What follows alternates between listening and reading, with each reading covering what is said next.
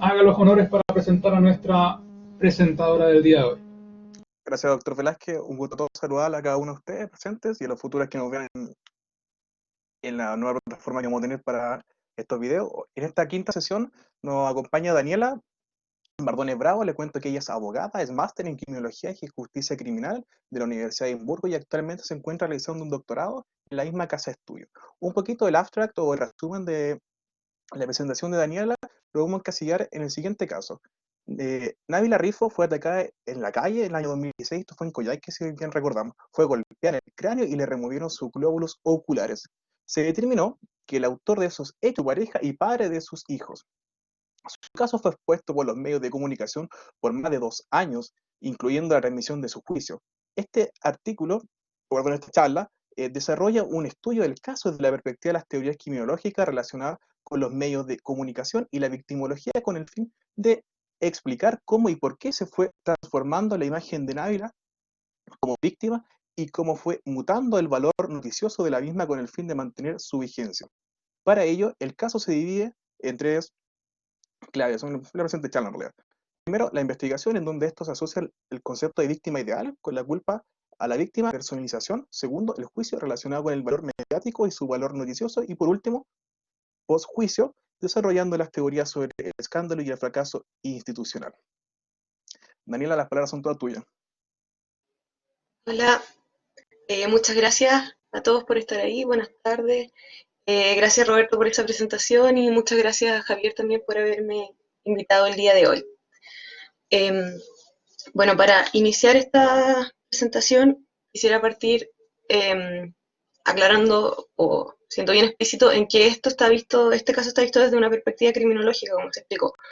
Por lo tanto, hay otras aristas que se podrían abordar, por ejemplo, desde una perspectiva de género, que escapan un poco de la visión que yo le di, pero espero que de todas maneras se presente como una visión novedosa porque la mayoría de los estudios de medios de comunicación que se hacen en Chile son desde la perspectiva de los mismos periodistas. Entonces, este es para darle una perspectiva diferente, que usando teorías anglosajonas respecto de la relación entre víctimas, medios de comunicación y crímenes. Y la idea también es salir un poco de la perspectiva en que solamente son los periodistas hablando de los medios, y cuando se ha visto desde los abogados hablando de los medios de comunicación, se habla desde una perspectiva netamente legal, desde, por ejemplo, la libertad de expresión, la libertad de prensa, pero no necesariamente desde una perspectiva criminológica, así que yo espero que esto dé luces y ojalá los inspire también a trabajar más en este tema. Brevemente, ¿de qué se tratará esta presentación?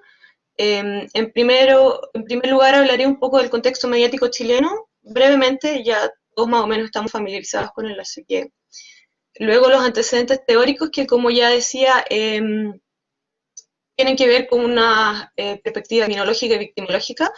Y luego hablaré del caso, el cual está dividido en 3 partes metodológicas, en el fondo, para poder esclarecer cómo fue tratado por la prensa, investigación, el juicio y posjuicio. Partiendo ya con lo que es el contexto mediático chileno, básicamente yo en esta investigación me concentré en los periódicos y la televisión, dejando de lado lo que es redes sociales porque ya era muy extenso y ahí también hay mucho que se puede decir, pero básicamente los periódicos están, en el contexto mediático chileno existe una gran concentración. 2 empresas concentran el 80% del público y el 83% de la publicidad en periódicos. Eso quiere decir que concentran el público y el dinero y la inversión en periódicos, que básicamente sería el Mercurio, que incluye las últimas noticias, y el otro conglomerado que es el Grupo Copesa, que incluye la tercera y la cuarta. Entonces, esos 4 periódicos en el fondo pertenecen a 2 empresas y la diferencia radica más o menos en el lenguaje que ellos tienen, que uno sería como el Mercurio y la tercera con un lenguaje formal, y las últimas noticias y la cuarta con un formato más de tabloide. Entonces, algo similar ocurre con la televisión, porque también nuevamente tenemos que 4 canales de televisión concentran el 91% del público y el 87% de la inversión en publicidad en televisión, o sea, concentran nuevamente el público y el dinero. Ahora, la estructura es básicamente privada, por lo tanto tenemos Chilevisión y Mega, que Chilevisión pertenece actualmente a una compañía internacional, Megavisión pertenece también a un holding de inversiones que tienen otras inversiones en otras áreas. Canal 13, en los años que yo estoy estudiando, que sería entre el 2016 y el 2017, 2018 por ahí, todavía un 33% pertenecía a la Universidad Católica. Sin embargo, ahora el 100% pertenece a Andrónico Luxi. Y TVN tiene una condición especial como empresa del Estado. Sin embargo, los que están familiarizados con este tipo de estructuras sabrán que la empresa del Estado, si bien pertenece al Estado, se rige por la ley del mercado.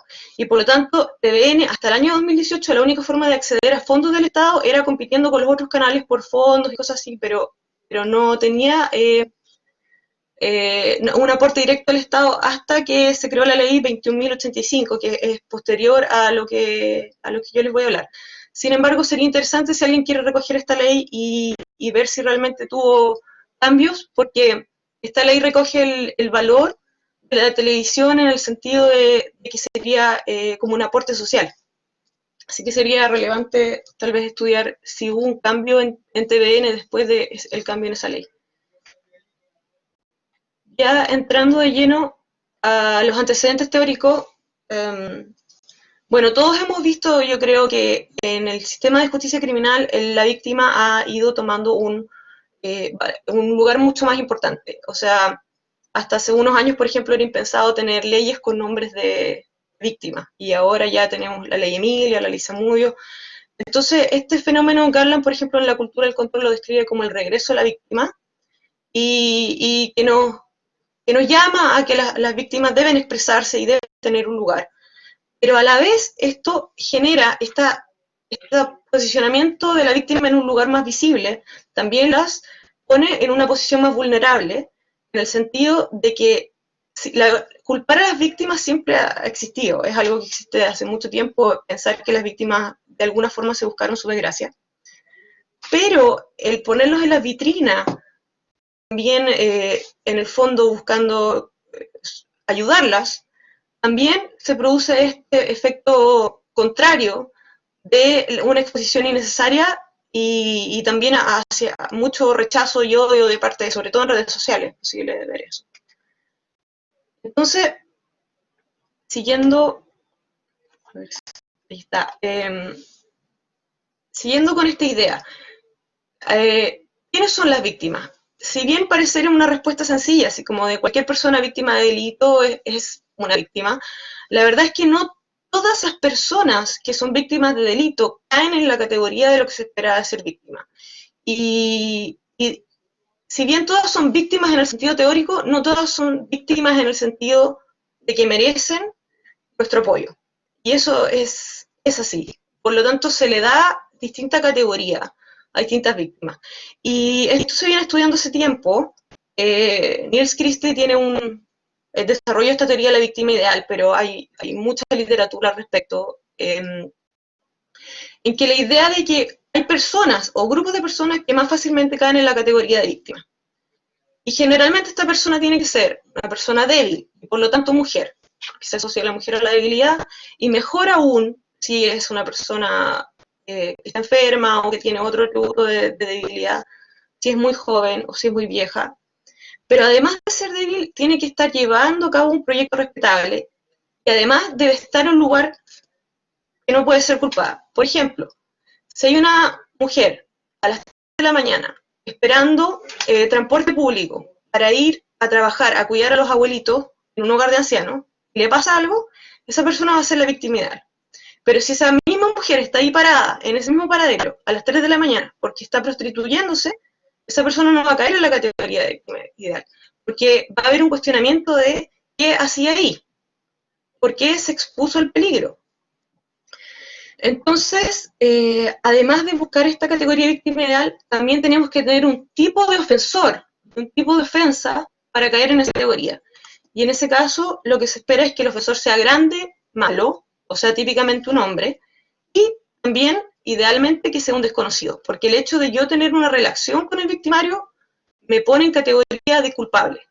¿Por qué sigo yo con esa relación? ¿Por qué sigo yo con esa persona? Entonces, las víctimas de violencia intrafamiliar están en un problema aquí, porque difícilmente caen en la categoría víctima ideal. Siempre va a estar el cuestionamiento de por qué seguían o por qué están en una relación abusiva.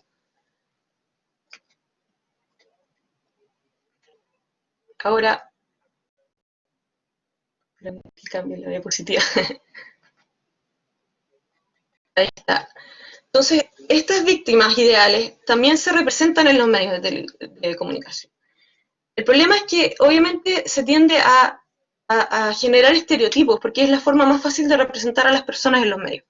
Entonces este estereotipo hace que las mujeres generalmente caigan en una dicotomía, o caen en la teoría de que en la versión virginal, en que ellas son mártires, víctimas de y culpa de, y el hombre sería como una especie de monstruo pervertido, o caen en la versión vampira, promiscua, malvada, que se expuso, o que de alguna forma impulsó al hombre a cometer el delito. Pero la verdad es que estas representaciones no se condicen con la realidad porque todas las personas son complejas, entonces nuestras vidas son complejas, nuestras relaciones son complejas. Entonces, hay momentos en que podemos ser representados con esta versión virginal y hay momentos en que vamos a ser representados con esta versión vampira, pero poner a las personas en esta dicotomía, en el fondo las encasilla en roles que realmente esas personas no se atribuyen a sí mismas, sino que se lo atribuyen los medios.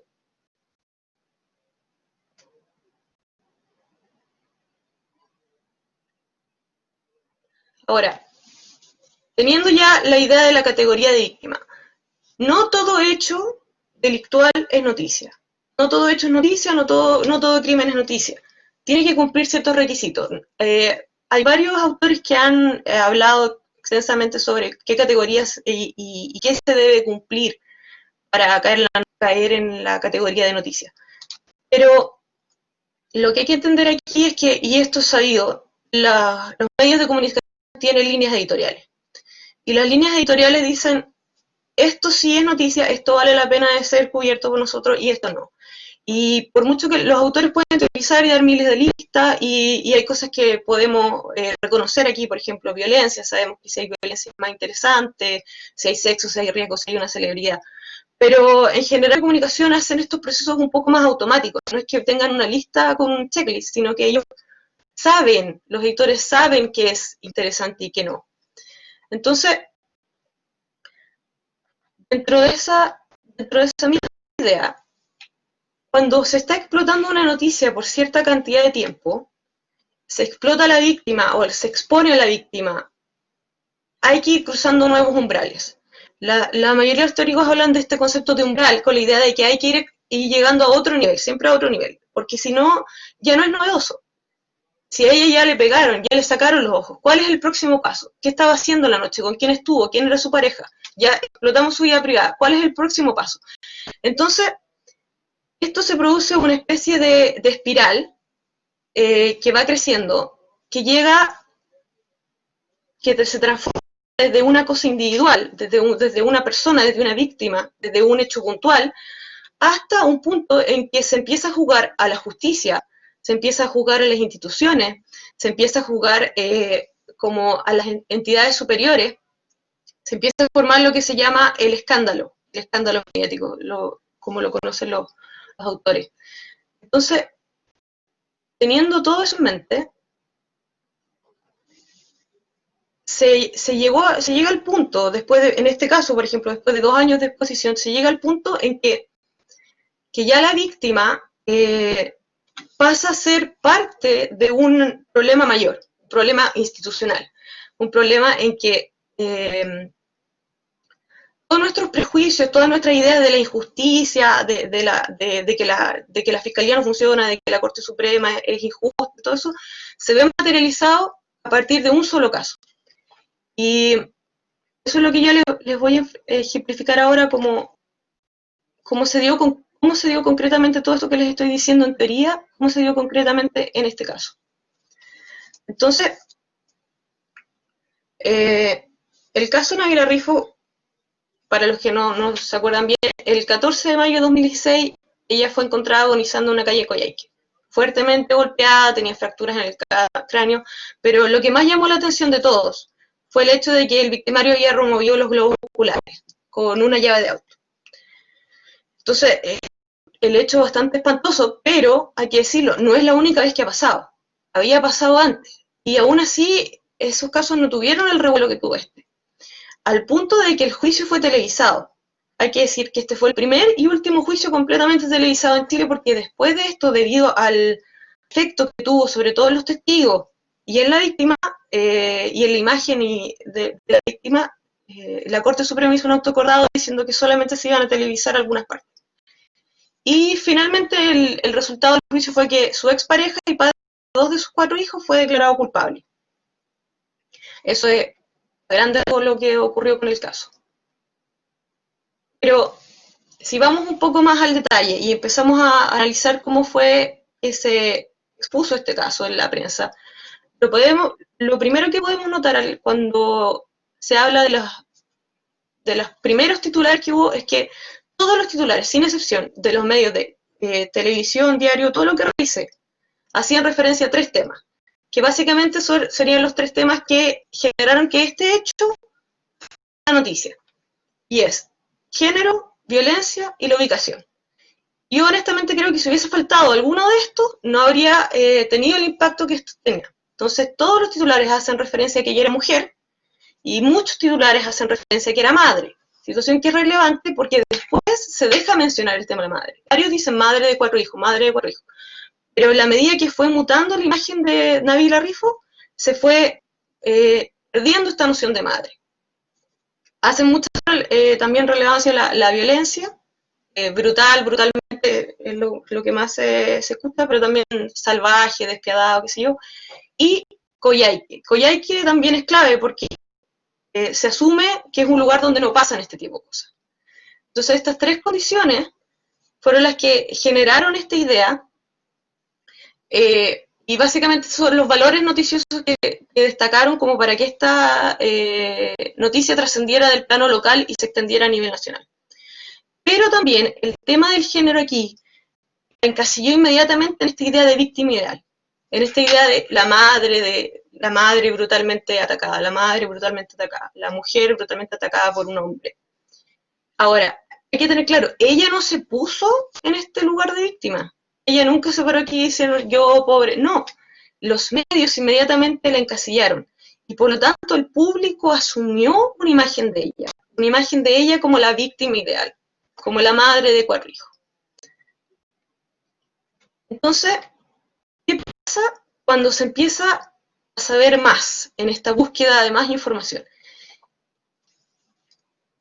Aquí, al principio los titulares no la nombraban, pero todas las noticias sí ponen su nombre en la bajada.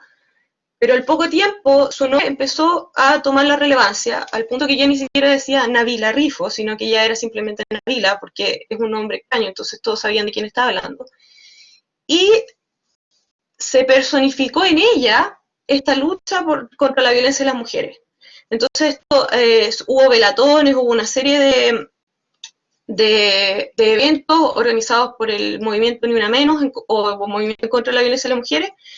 Entonces ella pasó a ser representativa de un asunto noticioso mayor, que son los femicidios o la violencia contra las mujeres. Ahora, el problema es que esta personalidad y esta personificación la confunde con su rol de víctima. Entonces todos asumimos que Nabila era la víctima de la violencia contra las mujeres, y se creó una imagen de ella sin que ella en el fondo fuera partícipe de eso, y a la vez también se usó su imagen en esta agenda política, porque por ejemplo esto ocurrió en mayo, y el 18 de mayo cuando ella estaba aún hospitalizada, la presidenta en esa época, Michelle Bachelet, la fue al hospital, y el 21 de mayo, un par de días después, para la cuenta pública, mencionó este caso para impulsar su agenda de género. Entonces, independiente de que uno esté de acuerdo o no, o que diga que sea necesario impulsar una agenda de género, sin duda, ella, la víctima en este caso, pasó a ser algo superior. superior a ella misma. Y sin necesariamente ella haber como apoyado esta noción, sino que fue como una especie de bola de nieve que fue creciendo. Ahora, ¿cuál fue el problema? Que como toda víctima y como toda persona es compleja, sus relaciones son complejas y no es unidireccional. Y como los que están relacionados con los casos de violencia de género, es común, es muy común que las víctimas se contradigan en sus relatos, especialmente si tienen que culpar a su pareja o a su expareja. Entonces ella dio una declaración, se desdijo, luego volvió a decir que era que su expareja era la persona que lo había sacado los ojos, pero en agosto del 2016 dio a conocer un audio en que ella exculparía a su pareja, un audio que fue una conversación telefónica que ella tuvo con una prima de su expareja, y en ella decía, yo sé que él es inocente, qué sé yo, y además fue el fiscal el que me obligó a decirlo. Entonces, esto fue en agosto, y en septiembre del 2016, la expareja que estaba en prisión preventiva envió una carta diciendo a quiénes están encubriendo. Y en el fondo diciendo que todavía la amaba, que él esperaba que ella recapacitara y que dijera la verdad.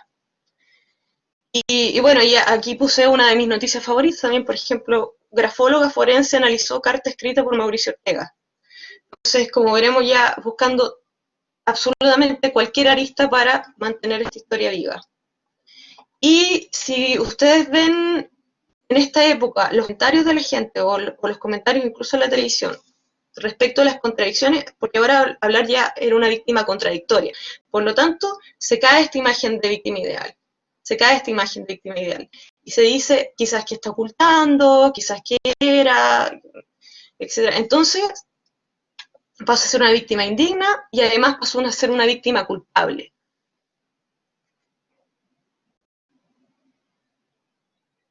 Y aquí tenemos, por ejemplo, otra noticia que ejemplifica lo que estoy diciendo. Las contradicciones y múltiples versiones que han marcado la investigación. Ahora, yo creo que no sé si hay alguien en fiscalía aquí, pero generalmente aquí las víctimas de violencia intrafamiliar se contradicen.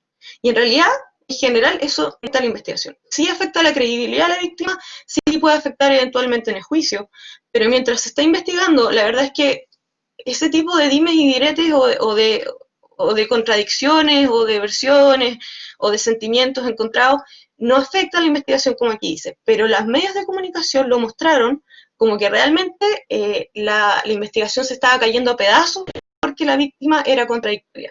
Y por ejemplo aquí, bueno, puse algunos de los comentarios que hay en redes sociales que se pueden ver.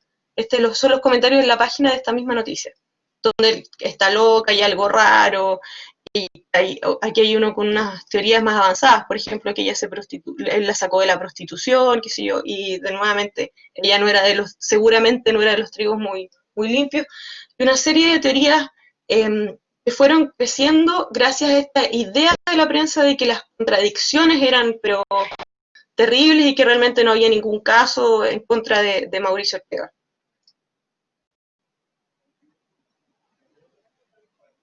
Y con este ambiente llegamos al juicio. El juicio oral en lo penal se desarrolló entre el 13 de marzo de 2007 y el 18 de abril de 2017.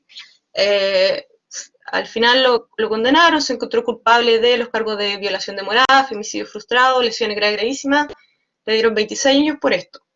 Lo relevante aquí fue que el juicio fue televisado, pero no solo fue presentado en noticieros, sino que fue presentado en matinales y programas de farándula. Habían comentaristas hablando de esto. Ahora, ¿cuál es el problema? Cuando uno va a un juicio o cuando el juez en el fondo evalúa la prueba, primero ve todo el juicio.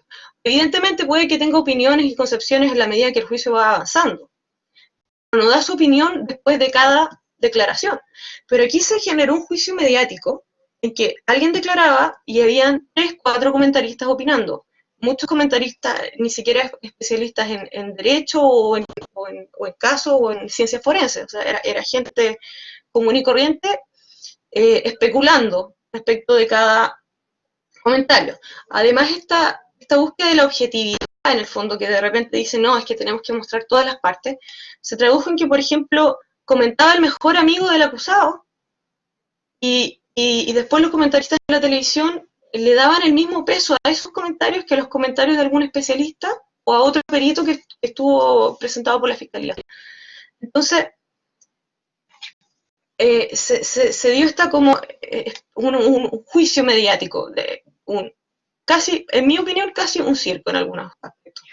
Y además, obviamente, en el juicio de esta naturaleza se exponen a las víctimas de una forma, pero brutal. Y se habló de, por ejemplo, que ella había estado bebiendo alcohol, que había estado en una fiesta, que sus hijos estaban en la casa, por lo tanto expuso a su hijo a la violencia, entonces esta idea de que era de la madre ya se va cayendo.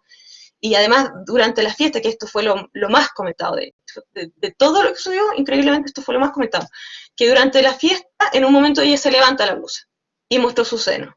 Entonces, con eso ya se nos cae toda esta idea de que era la víctima ideal. Y hay que decirlo así, las agrupaciones feministas y la presidenta Michelle Bachelet nunca le quitaron su apoyo, pero sí se generó esta especie de rechazo por cierta parte de la comunidad.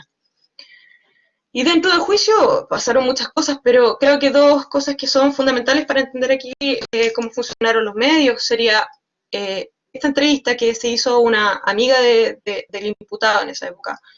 Y ella abierta aquí puso una transcripción de lo que dijo en el video, y toda esta información es pública, así que la pueden encontrar. Ella dijo, yo creo que ella se lo buscó, así. Ella era grandecita y sabía con quién estaba, y si no le gustaba porque no se separó. Y ahí el periodista le pregunta, ¿tú crees que la culpa de la agresión es de ella? Y ella dijo, sí. Ante esto, porque era una transmisión en vivo, la prensa reaccionó de una forma bien interesante. Hubo una especie de autocensura. Uno de los panelistas en el matinal dijo, yo no estoy de acuerdo con esto, por favor terminemos esta entrevista, yo me hago responsable porque esto es demasiado, pero yo no voy a aceptar aquí que vengan a culpar a la víctima. Y el público reaccionó muy bien ante esta situación. Muy bien, era necesario que se parara. O sea, y hubo una especie de autocensura que generalmente no se ve. Y después salieron explicando que en realidad invitaron a esta persona nuevamente por esta idea de búsqueda de objetividad, ya que había mucha gente hablando en contra del imputado y ellos querían mostrar las dos caras, así que invitaron a esta persona a hablar bien de su amigo en el fondo. Por otra parte, hubo otra situación bien dramática, se podría decir, que fue que el matinal Bienvenidos decidió, esta fue una decisión editorial, porque esto en el juicio había pasado el día anterior, decidió dar a conocer o mostrar el informe ginecológico, al perito ginecológico que estuvo hablando en el juicio. Y la verdad es que el relato es sumamente crudo. Estuvo a las 8:30 de la mañana presentado, y el relato era literalmente hablando sobre los genitales de la víctima, el contenido vaginal de la víctima, y entre otros detalles.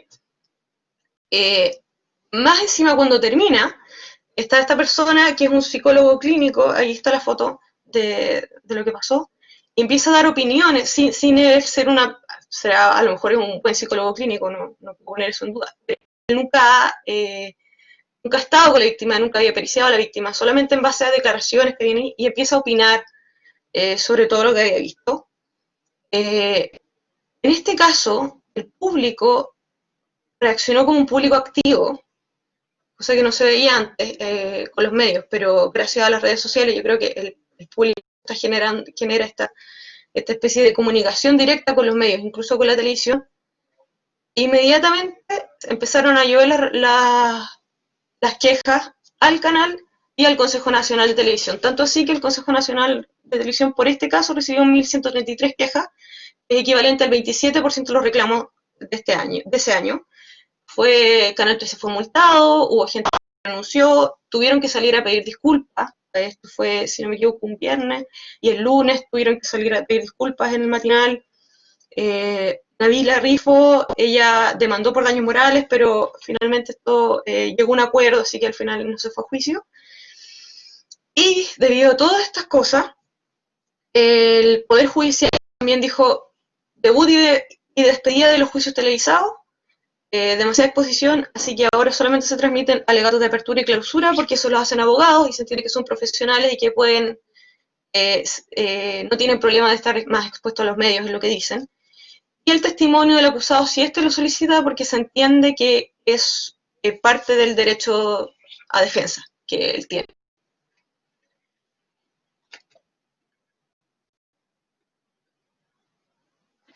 Y terminó el juicio y podría haber quedado ahí, pero la verdad es que los medios de comunicación y ya hubo todo este juicio mediático y a pesar de eso se siente como que no bajaba la intensidad de la necesidad de saber más de esta noticia.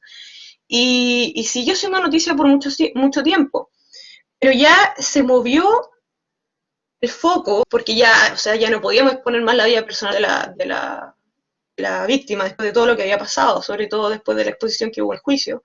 Entonces se movió hacia otro ámbito y ya se empezó a mover a un ámbito institucional. Entonces, una de las cosas que pasó después del juicio que fue muy relevante fue que la tercera filtró los resultados de un recurso. 3 días antes de la fecha oficial en que la Corte Suprema iba a decir lo que había ocurrido, causó tanto revuelo que hubo protestas afuera de la Corte Suprema, se llevaron personas detenidas. ¿Por qué? Porque se recalificó el delito y se rebajó la pena de 26 a 18 años. Entonces hubo un gran repudio de las agrupaciones del público. Al día de presentar el fallo, la Corte Suprema tuvo que llamar a una conferencia de prensa. Primero tuvo que repudiar la filtración del fallo y luego explicar el fallo. Y tuvo que justificar el fallo, y aún así tuvo tanto rechazo que tuvo que crear una infografía, que un video, que postuló lo publicaron en redes sociales y todo. Pero básicamente se instaló la idea de que en Chile no hay justicia. Gracias a y este fallo ha sido muy comentado. Hay videos de un montón de abogados a favor y en contra del fallo hablando en la televisión. Hay artículos respecto de este fallo, gente a favor y en contra de este fallo. Pero básicamente la sensación que generó la cobertura mediática de este fallo es que en Chile no hay justicia. Porque se rebajó la pena. Pero contradictoriamente, 2 meses después, se presenta en TVN un programa especial de informe especial. De media hora que habla del caso. Presentando la postura del condenado en esa época ya y de su defensa. Básicamente, todo el informe especial se trata de por qué el juicio estuvo mal, de por qué las pruebas son inválidas y de cómo debió haberse hecho. Aquí puse, por ejemplo, la transcripción de lo primero que cuando empieza el informe especial, lo primero que sale es Mauricio Ortega diciendo: la mayoría de la gente de Coyhaique me defiende y cree en mí. Y también puse una transcripción de lo último que dice ese informe especial, que a mi parecer es completamente falso. O sea, esta afirmación está totalmente errada. Dice, por ejemplo, hay decenas de víctimas como Nabila e imputados como Mauricio esperando que se haga justicia. Él no era un imputado a esa altura, ya estaba condenado. Así que no estaba esperando nada, ya había llegado el caso hasta la Corte Suprema. Entonces él no es un ejemplo para esto. Está definitivamente mal planteado. Después dice que es una luz de alerta sobre los estándares con que los policías, peritos, defensores y fiscales. Sin embargo, no hablan de los defensores prácticamente. Al contrario, ponen la perspectiva de los defensores. Y por tanto, en realidad lo que se juzga es policías, peritos y fiscales. Y terminando con la declaración de presos injustos o delincuentes de libertad es lo que se quiere evitar. O sea, hay una asunción aquí de que él está preso injustamente. Entonces, teníamos el caso de 2 meses antes diciendo: en Chile no hay justicia porque se le rebajó la pena. Es decir, todas las personas que apoyan a la víctima creen: en Chile no hay justicia porque se rebajó la pena. Y a la vez, gracias a este y otras cosas que salieron en la prensa, por supuesto, hay otra parte del público que le cree a Mauricio Ortega y dice: en Chile no hay justicia porque hay una persona que está presa injustamente. Entonces, como conclusión, aquí la noción de variabilidad es clave. La imagen de la víctima fue variando de acuerdo a la idea de generar nuevos umbrales de atención. Entonces, el foco de atención escaló desde la personalización, de hablar de su vida, de la víctima ideal, hacia el fracaso institucional generalizado, o sea, en justicia, para ningún lado, ni para la víctima ni para el imputado.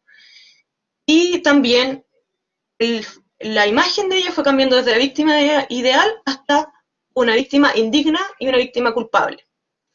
Ahora, la transmisión del juicio se transformó en un juicio mediático donde todos tenían una opinión. La persona que le preguntaras en la calle tenía una opinión si él era culpable o no. A la vez se generó un público activo, un público que fue capaz de decir en algún punto, la prensa llegó muy lejos, lo que es, la presentación de hoy día en el matinal llegó muy lejos, tenemos que hacer algo, o sea, este umbral ha sido demasiado. A la vez tenemos, pero a la vez se siguió acrecentando la espiral del escándalo por otro lado. En vez de centrarnos en la víctima y su vida personal, empezamos a centrar en las instituciones y generamos este sentimiento de injusticia generalizada. Ahora, yo terminé la investigación aquí, pero la verdad es que este caso sigue vigente. Por ejemplo, aquí puse una noticia que salió el 24 de enero de este año, y que una persona escribió un libro basado en este caso, sin pedirle los permisos a ella, y al final hubo una polémica, y al final ahora el libro dejó de estar en circulación. Y también aquí dejé, de fondo se ve, esto fue el 9 de marzo de este año, que le invitaron a hablar a Mentiras Verdaderas porque tenían un especial relacionado con el Día de la Mujer del 8 de marzo. Entonces le invitaron a agrupaciones, a mujeres de agrupaciones feministas a hablar y todo, y la invitaron a ella para dar su relato por el tema de la violencia contra la mujer. Entonces, como vemos, este caso tiene muchas aristas, pero básicamente lo que los quiero dejar aquí con la idea de que el rol que se le dio a ella y el encasillamiento que se le dio a ella como víctima, se lo dieron los medios. Ella nunca dijo, yo soy víctima, yo soy la madre, yo soy la... Y se le expuso de tal forma que igual recibe mucho odio de parte en redes sociales y todo. Entonces, aquí hay un conflicto, y lamentablemente la ley en Chile, por ejemplo, no tiene una protección a la imagen de las víctimas en general, no existe. Entonces es discutible y qué se puede hacer al respecto como para protegerlas un poco más. Y bueno, ahora dejo abierto a preguntas. Gracias por su tiempo. Muchas gracias, Daniela. 1.000.000. Estoy quitando la cámara, está un poquito lento mi computador, pero bueno. Invitamos al público para que puedan hacer sus preguntas en el chat, o bien le podemos activar el micrófono igual, si es que lo prefieren en ese caso. Tengo problemas con el video, no me activa. Ahí va.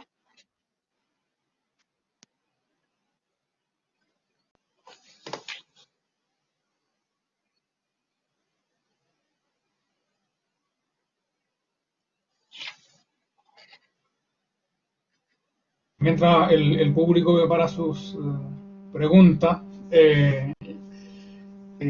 oye, muy buena exposición, me encantó. Es un análisis súper necesario y súper pendiente. Yo creo que, yo creo que en la pregunta lo que decía Pablo Medina en otra sesión, digamos, que hay un poco siguiendo lo que decía Garland, de que hay un regreso, un retorno a la víctima. Pero también yo creo que quizás la palabra de retorno de la víctima en general sea una mala imagen, porque de alguna manera la víctima siempre estuvo ahí. Lo que ocurre es que no se le daba o no se le prestaba la atención necesaria, ¿no? El año pasado estuvimos armando una investigación con gente de la Católica de Santiago sobre la investigación de los fiscales en delitos sexuales en casos de NNA. Y de alguna manera permeaba a algunas de las preguntas que hicimos la idea de la buena o la mala víctima, ¿no es cierto? Que es un poco lo que tú planteas sobre la víctima que es virgen o vampira, digamos. Y es curioso que de alguna manera lo que tú relatas, haber hecho el análisis de este caso, pareciera también que es un problema que afecta a los fiscales o a los jueces o a los defensores. Hay mucho estereotipo en general en en las investigaciones. Como que pareciera ser que no es solamente el problema de la construcción mediática, sino que incluso también la construcción que se hace de la víctima incluso en las causas penales. ¿Tú cómo ves, en el fondo, tú crees que el Poder Judicial realizó algunas correcciones o por lo menos que dejó algunas lecciones a las autoridades por el manejo de la crisis, o tú crees que no se ha aprendido mucho? ¿Qué opinas tú? ¿Tú crees que finalmente algo se logró cambiar en los medios de comunicación o aún persiste este circo en torno a las víctimas? Bueno, en realidad, culpar a los medios o culpar solo a los medios de todo esto sería también un poco simplista, porque obviamente hay un tema de estereotipos también, de machismo, un montón de cosas, por ejemplo, y es normal escuchar incluso todavía en personas como el fiscal, qué sé yo, cosas como, ay, esta víctima de nuevo volvió con él, qué sé yo, y también un poco de no entender realmente las ramificaciones de lo que significa la violencia intrafamiliar en términos psicológicos para la persona. Y si es que se aprendió algo de este caso, bueno, yo creo que el principal aprendizaje fue el debut y despedida de la televisación de los juicios. O sea, hubo tanta expectativa que el Poder Judicial TV dijo lo vamos a transmitir, qué sé yo, y los canales tendrán disponible este material para hacerlo. Y después de eso hubo, no solamente que fue nefasto para la víctima y para los testigos, que se volvieron una especie de mini celebridades en ese momento, sino que después hubo una especie de rechazo en otros juicios, en personas que no querían ir como testigos, porque tenían miedo a lo que podía ocurrir debido a la exposición. Y por lo tanto ahí ya, por eso se este auto, si no me equivoco es un auto, diciendo que no más exposición de testigos y peritos en la tele, en los juicios. Pero así como un cambio de paradigma o un cambio en la visión que tenemos de las víctimas o de lo que ocurrió después de eso, la verdad es que yo no lo veo. Y por lo mismo sigue dando que hablar. Sí.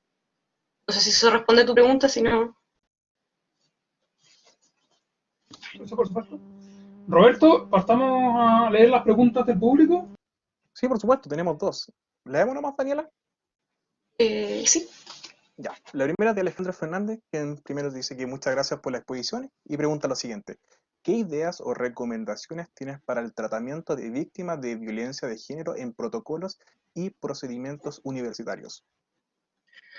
Uy, complejo. Bueno, es un tema bastante complejo, porque en Estados Unidos, por ejemplo, ellos crearon un protocolo especial para las universidades que le exige una barra menor de prueba, en lo que sería en un juicio. Y eso se ha traducido en una enorme...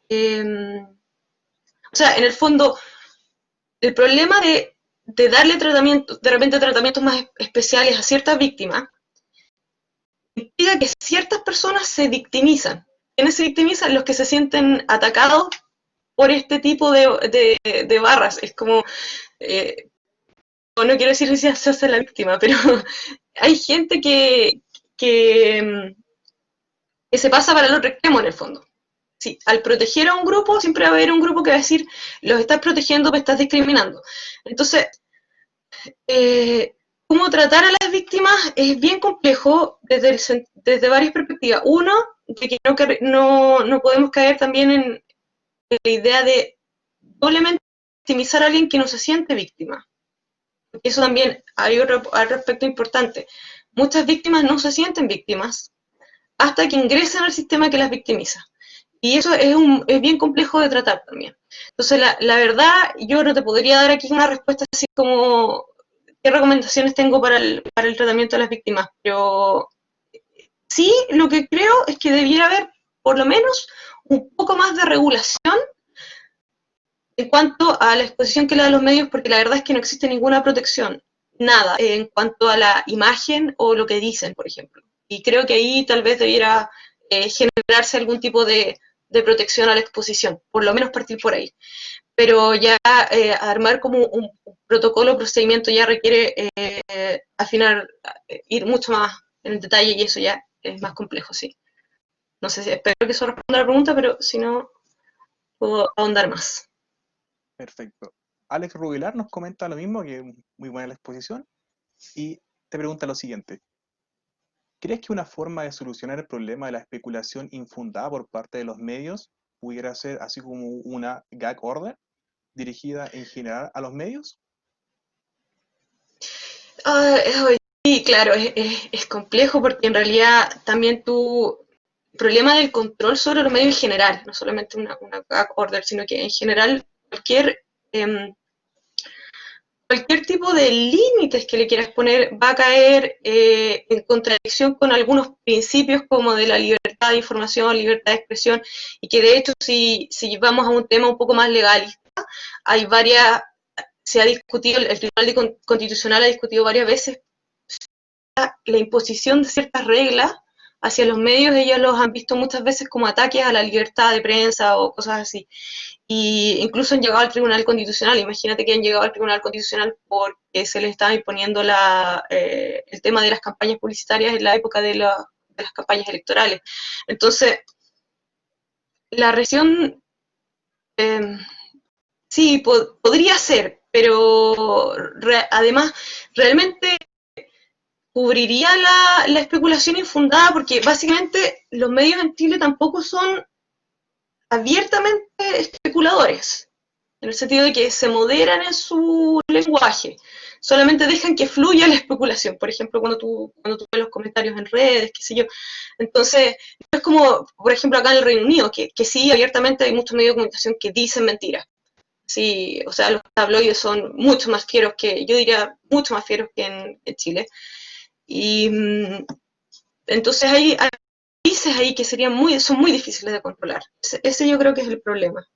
Y la línea entre la censura y la libertad de expresión es delgada, entonces es difícil ponerle un límite, salvo la autorregulación. Entonces, espero que eso responda a la pregunta, pero si no, podemos seguir.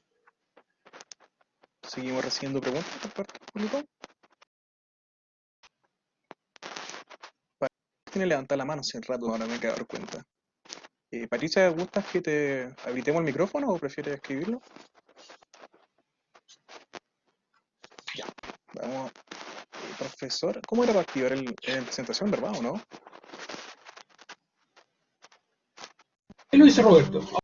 Patricia, ahora deberás poder activar tu micrófono para hacer tu pregunta. ¿Ahí se escucha? Sí. Ya, Ya, en realidad lo mío no es tanto una pregunta, sino un comentario. También sumarme a los agradecimientos, súper interesante la exposición. Bueno, yo no soy abogada, soy socióloga, pero llevo algún tiempo haciendo investigación sociojurídica, particularmente en violencia contra las mujeres. Y quería agregar a esto de que no son solo los medios de comunicación, sino que al menos lo que yo he podido ver y que ha sido la conclusión de varias investigaciones es que el envilecimiento de la víctima, como le llaman algunos autoras y autores, ya también está como súper habituada como una estrategia de la defensa en los casos de violencia contra las mujeres y particularmente en los casos de violencia sexual. El descrédito de la víctima, el hacer referencia a su vida sexual, a sus parejas anteriores, a sus costumbres, a sus hábitos de vida, particularmente en lo que refiere, ¿no es cierto?, a su cuerpo y a su sexualidad, es algo súper habitual. Y por tanto, esto también va como bien entrelazado con lo que ocurre en los medios de comunicación. Y en ese sentido yo me atrevería a decir que, al menos en el caso de Nabila Rifo, no son tan infundadas las cosas que dicen los medios de comunicación en el sentido de que fue la defensa la que levantó una tesis de que Nabila había sido trabajadora sexual. Incluso se abre toda una línea de investigación donde Fiscalía entrevista prácticamente a todos los dueños de todos los bares y boliches de Coyhaique para investigar en esa línea. Eso en paralelo, ¿no es cierto?, a que ocurre esto en los medios de comunicación donde se empieza a hablar también de la vida de ella, de qué había sido antes, etc. Entonces, no es solo preguntarse por los límites de los medios de comunicación, sino que yo creo que aquí también hay una pregunta o una interpelación directa al sistema penal respecto, ¿no es cierto?, a cómo se aborda esto, porque es una disyuntiva respecto al derecho, ¿no es cierto?, a una defensa del imputado, pero también hay ciertos límites con respecto a la víctima. Nosotros se vio, ¿no es cierto?, en la televisión cómo fue el interrogatorio del defensor, Mauricio Ortega. Cuando le pregunta, ¿no es cierto?, a la Nabila una pregunta sobre su vida sexual, y la Nabila misma se levanta y le dice, ¿y eso qué tiene que ver con lo que a mí me hicieron? Entonces, hay también como una interrelación entre lo que estaba pasando en el juicio, lo que iban diciendo los medios de comunicación. Entonces, esto de jugar con la figura de la buena y la mala víctima no es solo de los medios de comunicación, es algo que está bien instalado en cómo se abordan también judicialmente los casos de violencia contra las mujeres. Por lo tanto, creo que ahí también hay como una reflexión súper importante que hacer. No son solo los medios de comunicación, es como algo mucho más global de cómo estamos abordando estos casos y cómo estamos tratando a las víctimas, que como bien decía en la exposición Daniela, ¿no es cierto?, presentan ciertas particularidades como las contradicciones en sus testimonios, la ambivalencia, ¿no es cierto?, las emociones, etcétera. Eso, muchas gracias. Sí, o sea, estoy totalmente de acuerdo contigo, el sistema es brutal. Es brutal, o sea, cualquiera que haya ido a un juicio, un caso de violación, a un juicio oral de un caso de violación, es una cosa terrible. O sea, yo participé en varios en mi ejercicio profesional y la verdad es que me lo sufrí todo, porque la exposición que se hace, el ataque a la víctima, es una cosa que tiene pocos límites comparados con el ataque que se le puede hacer contradictoriamente al imputado en ese caso. Entonces, como que es fuerte, sí, lo que ocurre en el juicio. Y eso además fue un tema muy relevante cuando se televisó este juicio. Porque una persona que está habituada a ver un procedimiento penal entiende hacia dónde van las preguntas y entiende el porqué de las preguntas y cuál es la estrategia. Y entiende que hay una estrategia legal detrás de eso y no necesariamente cree todo lo que se dice ahí o entiende cómo para dónde va la cosa. Pero muchas personas que nunca habían visto un juicio y que se expusieron a este juicio y lo vieron y vieron a esa víctima, por ejemplo, enfrentarse a estas preguntas y no responder con claridad o con la claridad que espera, lo llevaron a juzgar de una forma súper potente, porque toda esta teoría de la defensa también se expuso claramente en el juicio. Y la teoría era básicamente desacreditar a la víctima, y así fue, o sea, y por ejemplo, todo el informe ginecológico en el fondo era para mostrar que ella había estado con otra persona teniendo sexo en la noche. Esa era la idea. Y que ella nunca quiso decir quién era, porque no tenía por qué decir con quién estuvo. No tenía por qué decirlo. Pero la defensa se agarró de eso para decir que es una víctima mentirosa y que está ocultando algo o a alguien. Entonces, sí, totalmente de acuerdo. O sea, va más allá de lo que es una cosa que también afecta al sistema de justicia criminal, sin duda, sí. Otra pregunta más de Cristina. Dice, buenas tardes, muchas gracias por su exposición. En su opinión, ¿cómo podría protegerse de la exposición mediática a una víctima? Bueno, curiosamente hay reglas básicas que protegen a los imputados. Por ejemplo, que no muestren su rostro. Tan simple como eso. Por ejemplo, no mostrar el rostro de la víctima. No nombrar a la víctima necesariamente. A no ser que ella quiera. A lo mejor también hay personas que quieren ir a la televisión a hablar, qué sé yo. Pero hay personas que no, y no hay una obligación de ocultar su rostro, o no hay una obligación de protegerla de esa forma. Ahora, yo creo que eso sería una opción. Se puede hacer voluntariamente, sí, hay casos que los jueces dicen, sobre todo en casos de menores de edad sí se hace. Y creo que, si no me equivoco, la ley que protege a los imputados también protege a las víctimas menores de edad, o a víctimas en algunos casos, pero no en todos. Entonces, creo que se podría extender un poco más esa protección de la imagen, esa protección a lo que dicen. Por lo menos partir por ahí. Sí. Bien, vamos para ir cerrando una última ronda de preguntas, por si alguien quiere algún comentario o otra consulta.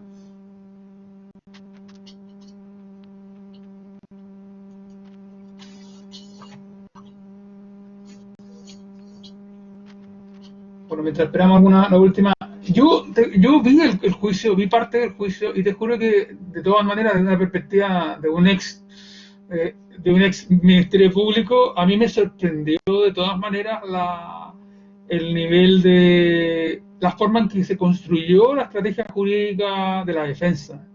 Porque yo creo que de alguna manera uno entiende, como tú bien dijiste, hacia dónde van las preguntas de cuál es la teoría del caso, pero yo creo que de todas maneras uno puede construir una teoría del caso que no sea patriarcalista, de alguna manera, o por último, que no sea vejatoria de la víctima, y yo siento que de alguna manera la forma en que se llevó a cabo el interrogatorio a mí me pareció completamente injustificable. Pero eso da mucho a entender que efectivamente hay un tema de perspectiva de género potente en el sistema. Y yo creo que es bueno que se visibilicen estos problemas en verdad. Bueno, Patricia dice, muy de acuerdo con Javier, hay ciertos límites. Bueno, si es que no hay alguna otra consulta, si no, vamos a dar por cerrada la sesión. Perdón. Catherine, perdón, estoy viendo. Pero tengo dos preguntas. Dice Joaquín, pregunta, ¿no se podría aplicar a la misma forma de protección de la identidad en las víctimas como se hace en los asuntos de familia? Esa es una pregunta. Y la otra pregunta, la aprovecho de leer al tiro, más que una pregunta, un comentario, de Catherine Witt, de una situación actual que estamos evidenciando en el caso de Antonia Barra. Se está generando de manera más sutil un cuestionamiento a la víctima. No sé si conoce el caso de Antonia Barra, Daniela. La verdad es que no, era una estudiante de la Universidad de la Frontera que ella cometió suicidio. Y resulta que... Sí, ya sé cuál es el caso. Sí. Oh, sí. Claro, no lo había asociado con el nombre, pero sí conozco el caso. Claro, entonces Caterina plantea que hay un cuestionamiento a la víctima, pero básicamente la víctima ha fallecido, entonces de alguna manera es más sutil porque tratan de ser más, bueno, no sé. Muchas personas sostienen que ella buscaba a su agresor y que por eso se produjo la violación. Bueno, esas son las dos preguntas. Uno, si pudiéramos empezar a dar una mayor protección a las víctimas como ocurre en los asuntos de tribunales de familia, y bien, bueno, ¿qué opinas del caso, de lo que te plantea Catherine respecto del caso de Antonia Barra? Bueno, respecto a la pregunta de Joaquín, yo creo que sí. De hecho, no encuentro ninguna justificación válida para que no se proteja la identidad de las víctimas, la verdad, porque ¿cuál es la relevancia de involucrar a las víctimas? Yo entiendo que hay ideas, agrupaciones de víctimas y a veces ideas políticas, pero muchas veces solamente ideas sociales en el fondo, de ayudar a las víctimas,